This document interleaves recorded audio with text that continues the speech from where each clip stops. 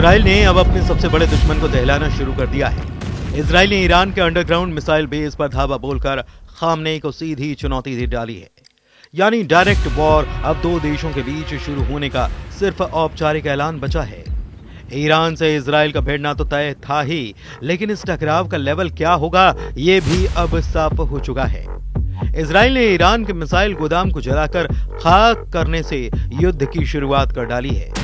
मतलब इजराइल ने ईरान के मिसाइल पावर और न्यूक्लियर पावर को मिट्टी में मिलाने का मिशन शुरू कर दिया है। इजराइल ने ईरान पर डायरेक्ट अटैक की शुरुआत दमिश्क से आई कुछ तस्वीरों के साथ तेज की है। जिस तरह इजराइल हमले कर रहा है, ऐसा लगता है कि जैसे अपने दुश्मन से 100 कदम आगे है।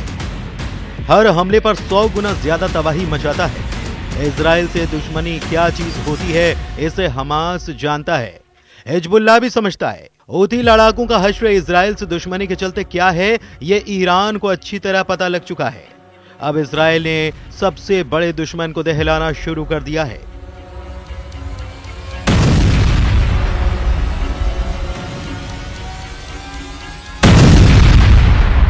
इजराइल ने ईरान के अंडरग्राउंड मिसाइल बेस पर धावा बोलकर खामनेई को सीधे चुनौती दे डाली है। दमिश्क में यहूदियों के तीर्थ स्थल की जर्जर तस्वीरों ने इजराइल के गुस्से को भड़का दिया है।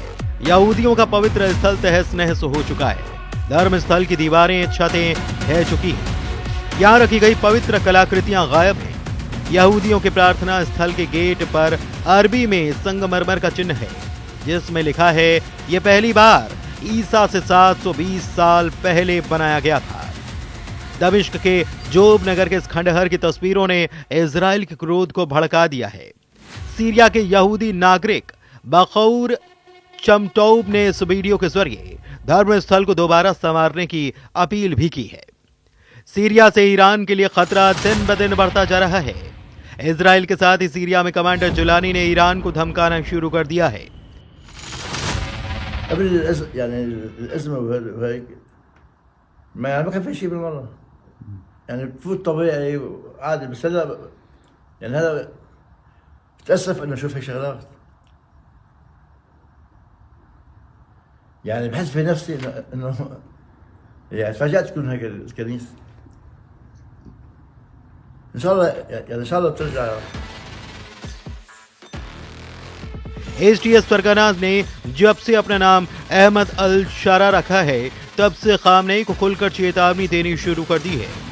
जुलानी ने ईरान को सीधी धमकी देते हुए उसकी हुकूमत में अड़ंगा लगाने से बाज आने की वार्निंग दी है, जिसके चलते ईरान के लिए सीरिया फ्रंट गले की फांस बन चुका है। इजराइल ने सीरिया के मेसाब शहर के पास अंडरग्राउंड मिसाइल बेस पर कमांडो फोर्स से हमला किया है।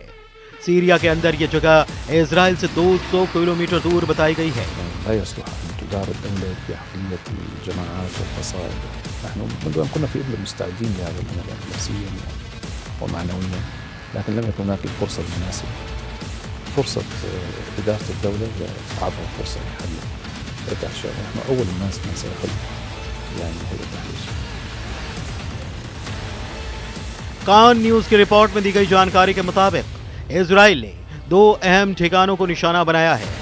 इस रिपोर्ट में कहा गया कि छापे उन अड्डों पर मारे गए जहां पर सीरिया रक्षा उद्योग के वैज्ञानिक और अनुसंधान केंद्र था। यहीं ईरानी रेवोल्यूशनरी गार्ड का अंडरग्राउंड मिसाइल कारखाना भी मौजूद था। रिपोर्ट में ये जानकारी दी गई है कि इजराइल ने संयुक्त राज्य अमेरिका को ऑपरेशन के बारे में पहले ही सारी जानकारी दे रखी थी। सीरिया में इजराइल के कमांडो ऑपरेशन को एक तरह से रिहर्सल बताया जा रहा है, ताकि ईरान के भीतर जितने भी अंडरग्राउंड मिसाइल बेस हैं वहां ऑपरेशन को 100% सक्सेसफुल बनाया जा सके। यह मिशन कब शुरू होगा, इसमें कितनी फोर्स लगेगी, क्या मोसाद एजेंट्स भी ईरान में घुसकर मिसाइल अड्डे तबाह करेंगे, इसकी अब तक सिर्फ अटकलें ही लगाई जा रही हैं। हालांकि ये साफ है कि इजराइल का mission Tehran Netanyahu secret location से डायरेक्ट करने वाले हैं। रविवार 29 दिसंबर को पीएम नेतन्याहू की प्रोस्टेट सर्जरी हुई है। डॉक्टर्स ने उनके शरीर से प्रोस्टेट को अलग कर दिया है। यरूशलेम में हदासा मेडिकल सेंटर में सर्जरी के बाद रिकवरी के लिए नेतन्याहू को अंडरग्राउंड यूनिट में रखा गया है। इस अंडरग्राउंड यूनिट पर मिसाइल हमले का भी असर नहीं होगा। नेतन्याहू के कार्यालय ने जानकारी दी है कि लॉ मिनिस्टर यारिव लेविन कुछ दिन कार्यवाहक प्राइम मिनिस्टर की जिम्मेदारी संभालेंगे। नेतन्याहू के सीक्रेट लोकेशन पर जाने के साथ ही इजराइल ने हिजबुल्लाह पर भीषण हमले किए हैं। IDF chief of staff lieutenant general Herzi Halevi ने हिजबुल्लाह पर जीत हासिल करने तक का ऐलान कर डाला है। हालांकि हलेवी ये बताना नहीं भूले कि असली जीत ईरान की तबाही के बाद ही मानी जाएगी। लेबनान मोर्चे पर टोटल कंट्रोल और सीरिया में हिजबुल्लाह को ईरान से अलग थलग करने के बाद हलेवी भी ईरान पर सीधे हमले के लिए तैयार हैं। उनसे पहले मोसाद चीफ ने भी ईरान में घुसकर नरसंहार के हथियारों के खात्मे का आइडिया पीएम नेतन्याहू को दिया था। जाहिर है इजराइल ने ईरान के खिलाफ मोर्चा खोल दिया है। इजराइल का टारगेट सबसे पहले ईरान के मिसाइल बेस को तबाह करना है। वजह है ईरान की मिसाइल पावर। ईरान ने जब इजराइल पर हमला किया, मिसाइलों की ही बौछार की है। इन मिसाइल बेस को बर्बाद करने तक इजराइल अब रुकने वाला नहीं है। ईरान के जिस मिसाइल बेस को इजराइल सबसे पहले तबाह कर सकता है, उसे भी जरा देख लीजिए। ईरान के समनान सूबे में शाहरोद स्पेस सेंटर है। इसे ईरान का मिसाइल टेस्टिंग और प्रोडक्शन बेस माना जाता है। ये वही सेंटर है जहां से अप्रैल और अक्टूबर में ईरान ने सैकड़ों मिसाइलें इजराइल पर दागी थी। बाद में इजराइल ने जंगी जेट से बमबारी कर इस बेस को उड़ा दिया था। हालांकि ईरान ने शाहरोद सेंटर को कुछ ही महीनों के बाद से फिर से एक्टिव कर दिया। इसके साथ ही इजराइल के टारगेट पर ईरान का इलम, खुजेस्तान और तेहरान मिसाइल बेस भी है।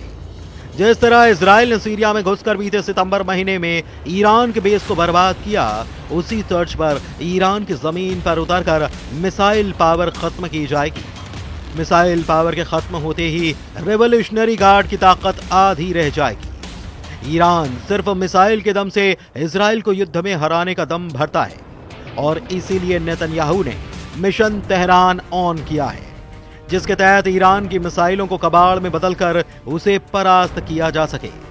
मिसाइल बेस की बर्बादी के बाद इजराइल ईरान के एटमी सेंटर्स को भी तबाह करने का प्लान बना रहा है। यानी युद्ध को जितना भी टालने की कोशिश की जा रही है, उससे उलट इजराइल युद्ध भड़काकर दुश्मनों के सफाए में लगा हुआ है।